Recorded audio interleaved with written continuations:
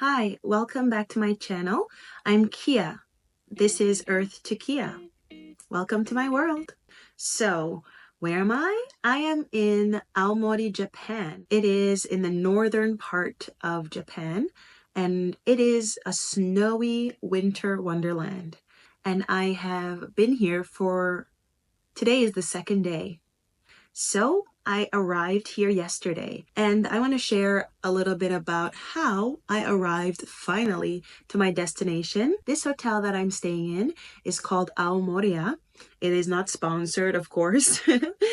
My channel is fairly new. So I will be using my computer to show some pictures and to remind me of just how far I've come in the last 24 hours. So I arrived in the airport in Aomori about 12:45 yesterday, and it was lightly snowing. Actually, on the plane, I had seen a short documentary clip about Aomori and Hokkaido, so I decided to look and kind of brace myself or prepare myself for what to expect in terms of snow. The average amount of snow that falls in Aomori is more than 6 meters.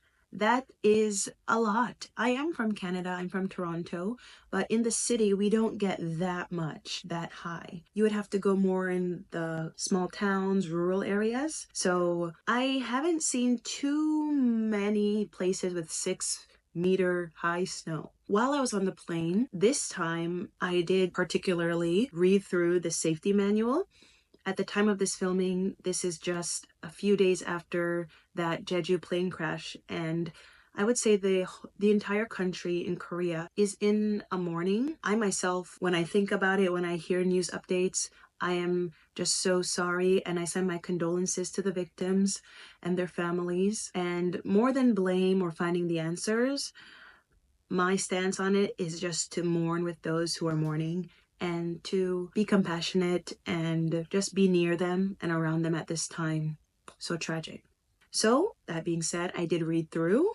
I made sure I knew where my safety exits were, and I didn't really sleep on the plane. I planned some scripts, I sorted through photos, editing, and before you knew it, just about 2 hours, and I was in Aomori. I went through Aomori's immigration. It was pretty simple. Just you gotta have your forms filled out. If you did it electronically, which I did, but I didn't capture the QR code, so I had to fill them out again. So if you do it that way, just remember to capture the QR code. The airport is fairly small, and prior to arriving in Aomori, I did reserve a rental car from the rental car shop that is adjacent to the airport, Toyota Rent-A-Car. Now, leading up to driving in Japan, I did study a little on the website.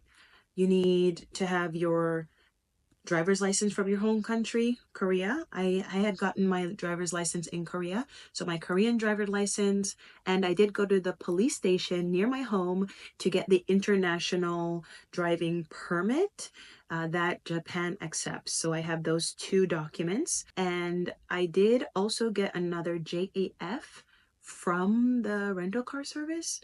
It's in the car. I guess you need those three things. So yeah, I have them. So before I did start driving, I checked out some YouTube videos and some other content creators who live in Japan or already know what it is like to drive in Japan as a foreigner. The biggest thing is they drive on the opposite side of the road like the UK, and I didn't think that was going to be a big deal until I started driving in these snowy conditions, and especially the toll roads, because I knew my route from the airport to my hotel, Aomori, would involve a lot of highways or those expressways. Once I did get to the rental company, I did ask them all my questions. Rule number 1 about traveling to a place for your first time and alone: ask questions. Asking all them questions. Why are you asking all them questions? Ask questions, okay? And don't be afraid. It is your right. You are paying customer. Take up your space. You belong here. Don't shrink back. So off I went. slowly. According to the map, I was only about 1 hour and 10 minutes from my destination, from the airport to Aomori.